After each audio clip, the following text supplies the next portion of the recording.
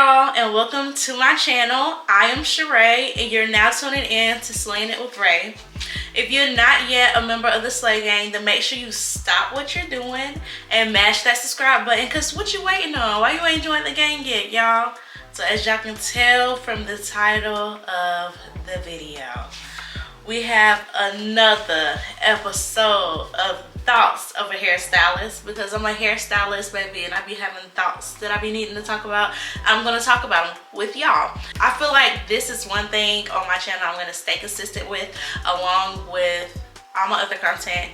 I'm really just trying to be on a more consistent basis with y'all with everything, because like I said, we're gonna be doing more than just hair up here. Hair tutorials is a plus, but we're gonna offer other things as well. It's not just hair, y'all. It's more to me than just hair. Y'all probably see I'm made up, like super made up, because today I did my photo shoot for my birthday. Big Aries gang. Aries season is coming up. It's the best season out there. So that's why I am made up like this today, because my photo shoot was this morning for that, which I'm so excited about. And I'm actually doing a vlog on that today as well. So I have to edit this video and the vlog. But we're gonna get into some things. So with my Thoughts of a Hairstylist video, I want it to be kind of like a podcast feel, like I told y'all on my first one. If you haven't seen any of my other Thoughts of a Hairstylist episodes, then make sure you go back and check those out. I have flashcards now, y'all.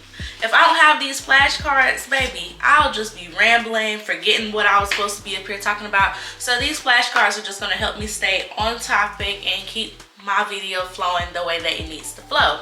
Okay, so the way that I want to start my videos off from now on when I'm doing Thoughts of a Hairstylist is with icebreakers. So I chose 2 icebreaker questions, and we're going to get into those first. So the first question is, what is your best advice you would give to someone wanting to become a full-time hairstylist? Y'all, I just feel like Instagram, social media in general, glorifies like being a hairstylist. And don't get me wrong, y'all, I love my job. I love my career. I love my path that I chose. But I just feel like we gotta keep it real sometimes too, y'all. Like, it's not always gonna be busy. It's gonna be slow seasons here and there. So I want you to know that's the reality of choosing to be a full-time hairstylist, especially if you have a certain niche. For me, I'm a braider, so I'm really fast-paced from like the beginning of the year up until about maybe like October-ish. Between like November and February, it gets a little shaky there. So my advice is just to still have more than one source of income. If you're going to be a hairstylist, make sure you still having another source of income coming in on the side, because you might come in slow seasons and save. That is another thing that's so important. A lot of people are like, ooh, I'm getting the money. You're getting the money quick, like, and you're blowing the money instead of like putting up money for those rainy days. Like, you're gonna need to save some of that money for rainy days. So just know you're gonna have slow seasons. You're gonna have times where business might not be booming 24/7. You could be booked one week, the next week you might have like 3 appointments. Like, you just have to stay consistent, build your brand, and just know that there's gonna be days where it's a little rainy, it might be a little slow, but you also need to make sure that you're putting money up for those days. So that's my advice for someone that's looking to become a full-time hairstylist. And that's also gonna be something that we talk about in this video as well as part of my topic, okay? So we're gonna go to the second question. If you had a time machine, would you travel to the past or the future? See, this question I thought was a good one, because I be having moments where I feel like sometimes I would go back and do things a different way, but I would love to know like how my future is gonna go, because I feel like it's so much that I want to do. And I know I gotta put the work in to do it, but I would love to see like how my future is gonna be. I'm not gonna relive my past, so I feel like that time machine would take me to the future, because I just really want to see like in 10 more years from now, like what is my life gonna be like? I got 4 kids. Like, what are my kids gonna be like in 10 years from now? What is life gonna be like in 10 years from now? Like, what am I gonna be doing with my career path 10 years from now? Am I still gonna be doing YouTube stuff from now? Like, am I still gonna, it's just, I would choose the future for sure. But I don't know. I would go back just to see things in the past, but I don't think I would change anything because I feel like my past has shaped me to be where I am right now. So I wouldn't necessarily change anything if I went back in the past, but I would love to see how my future is gonna go. Okay, and now we're gonna get into the topic. So the topic of the day, y'all, I kind of did like 2 topics for the day. We're gonna talk about pricing, and we're gonna talk about slow season and my advice for slow season. So as y'all can tell, we're in a new day and age, baby. It's 2024 and prices have went up. The cost of living has went up. Everything is high now, okay? And one thing that really bothers me, you know, it just grinds my gears, ruffles my feathers a little bit, is when I see people complain about how much braiders charge. Oh my gosh. I don't understand that, because I can see like I can see like when people sell hair and they're doing like their hair services, the hair can be like $500 maybe. Or if you see the TV shows where people are like, well, I spent $600 on this wig, this a $500 wig, blah, blah, blah, but they'll pay that for a wig install. But when a braider is charging, then it's a problem. I don't necessarily feel like my pricing is ridiculous. If you want to see my pricing, I'll like put a screenshot of like what I charge. But my pricing is based off of my experience as a braider and my work. Like, I feel like for what I charge, you're gonna get your money's worth when you book with me, because your hair is gonna be tucked, those braids are gonna last forever. And I have clients that tell me that. Like, my clients are my proof of that. So I don't really feel like my prices are like sky high, but I don't feel like I would charge any less than what I charge right now. Another thing when it comes to pricing for me is I'm a full-time hairstylist, right? So I don't have a 9-to-5. I don't have like another way of like supporting my life and paying my bills. That's hair. For me, that's hair. So I'm going to charge my worth. I'm very big on charging your worth. I feel like you should charge your worth, because you have people that are going to pay it.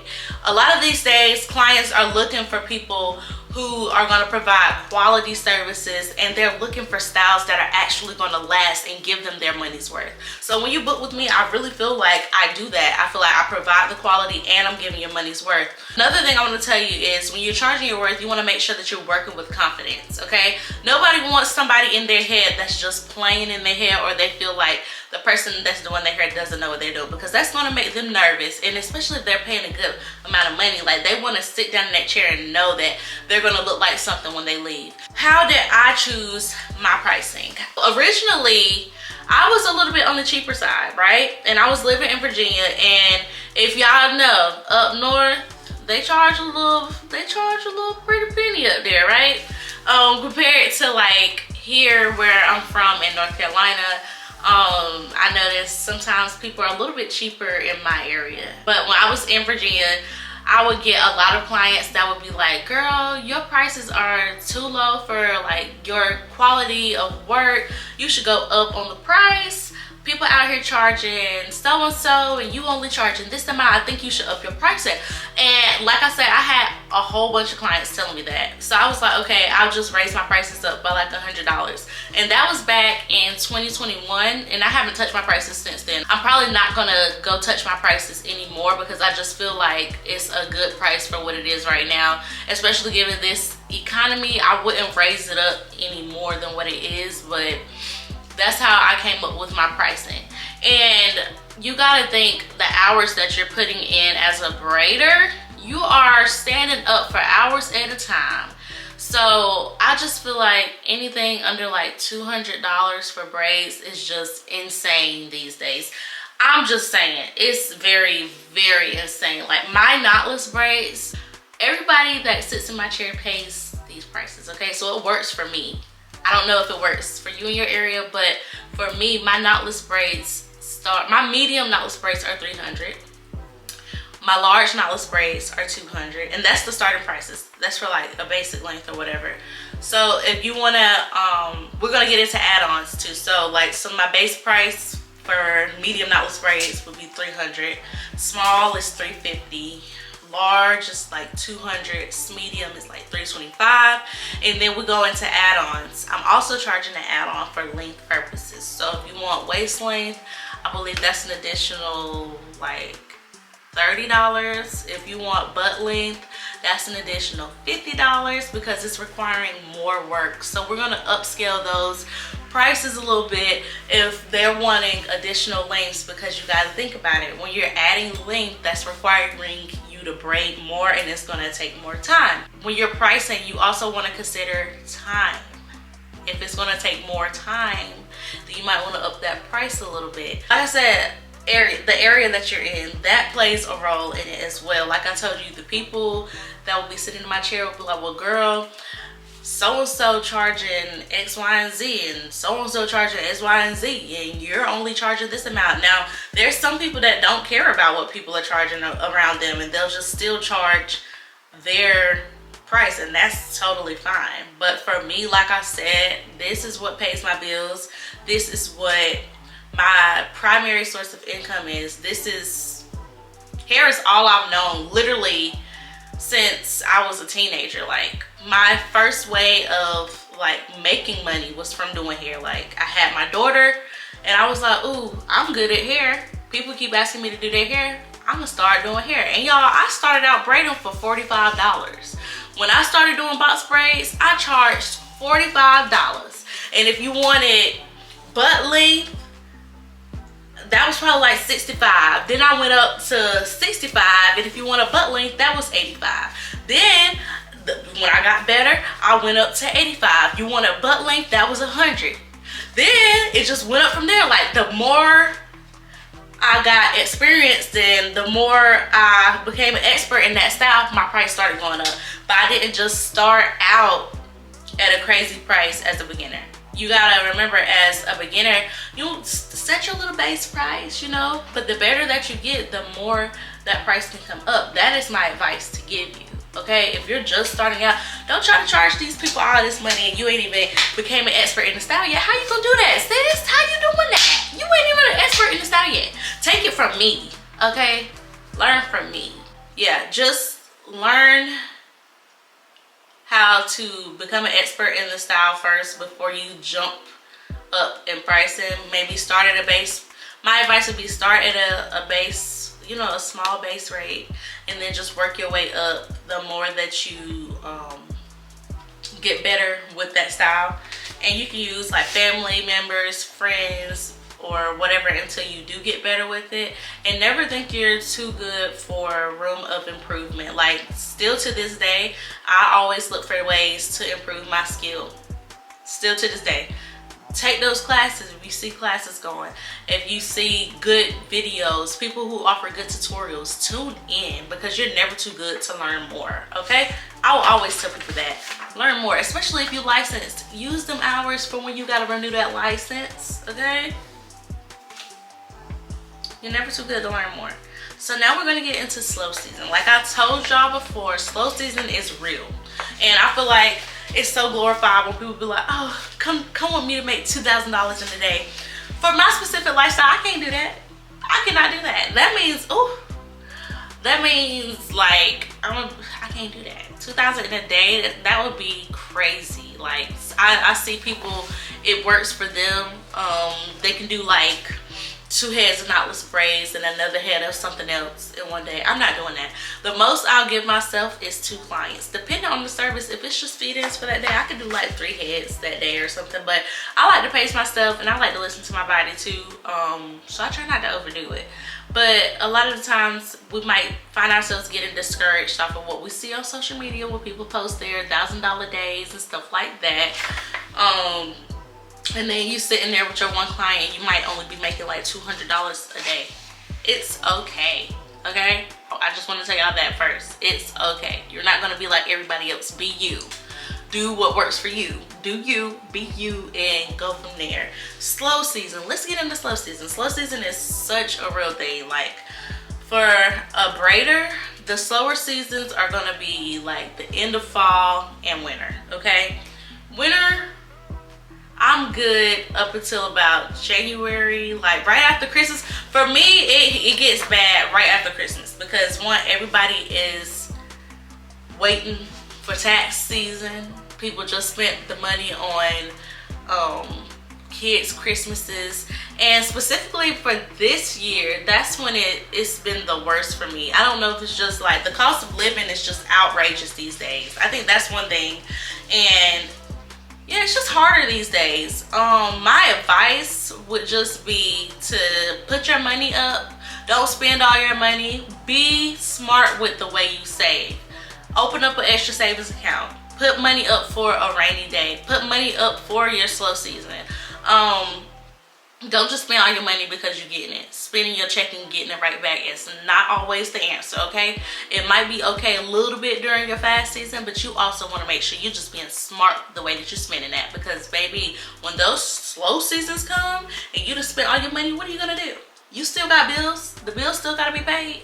I also would advise you to still have some other source of income coming in for you, right? Not just hair. Like, it's good to have your hair money, yeah, that's good, but try to find something else that's helping you. Like, it's so many things that you can look into these days. They got DoorDash, Uber, all these different things. You can get you a 9-to-5 and do hair. That's totally fine.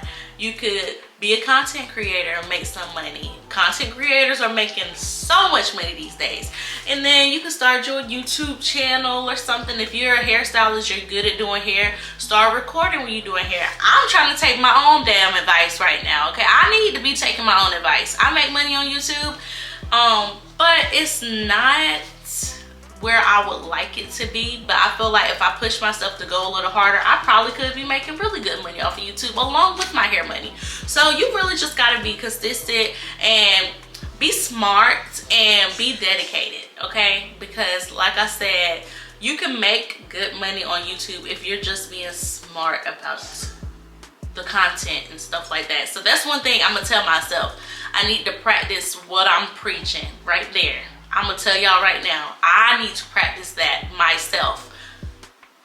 Getting into my YouTube bag along with my hair bag, especially with me having like 4 kids, you know, I be wanting to have extra money.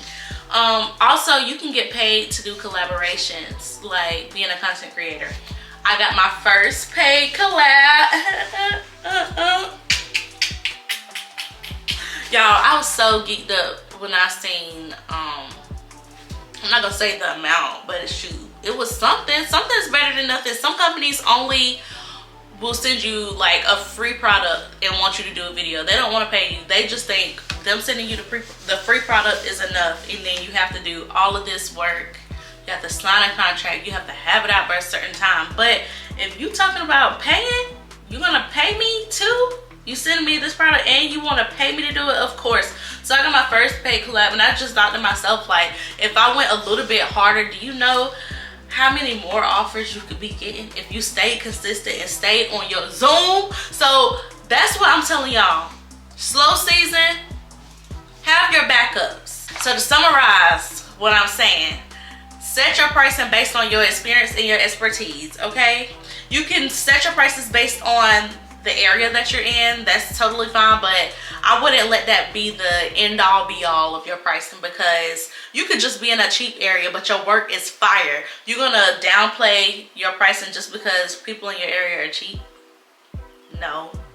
Like, just because somebody paying $200 to go here don't mean that $200 is going to get them what they could have got if they would have came and sat in your chair and paid you $300. Like, that's the thing. Quality over quantity, baby. And if they want the quality, then they'll pay the money and they will sit in that chair proudly and happily. And just make sure you're working with confidence when you're charging a good price, okay? Slow season, and my slow season advice: try to have another source of income coming in. If that's like content creating,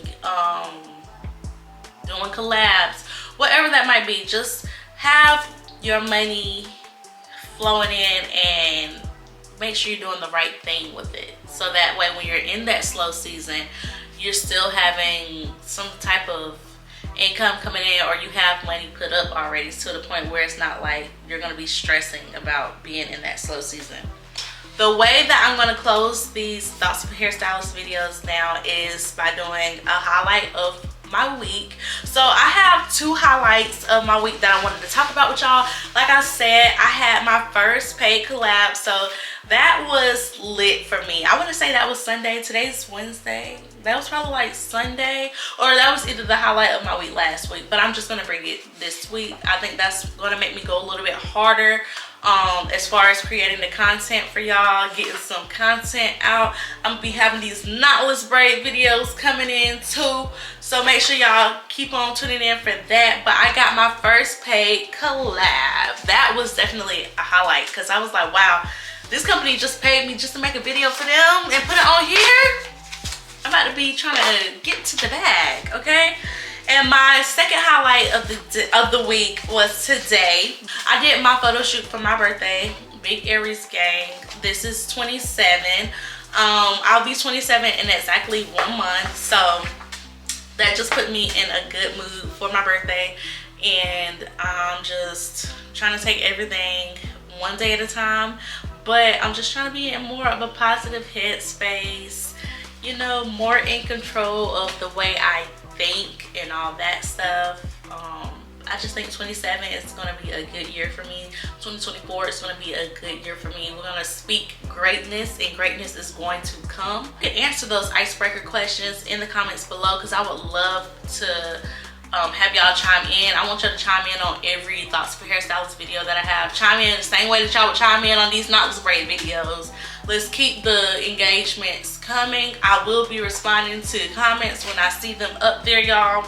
And if you are a member of my channel, I just want to say this. I appreciate you so much, because it's so many channels out here, and for the knotless braid videos, y'all show me so much love, and I really appreciate that, because sometimes I can get in my head and be my own critic, and for y'all not to even know me and just show me the love that y'all show me on those knotless videos, it means so much to me. It means so much to me. Okay, but yeah, y'all, that's gonna be it for this video. Make sure you like, comment, subscribe, and join the Slay Gang, because we got the videos coming for y'all I'm gonna try to do once every week. You know, I ain't been the most consistent with doing that, but that's one of my goals. I'm trying to be more consistent with y'all, so I'm gonna try to do them every week, and I will see you guys next week in the next video. Bye.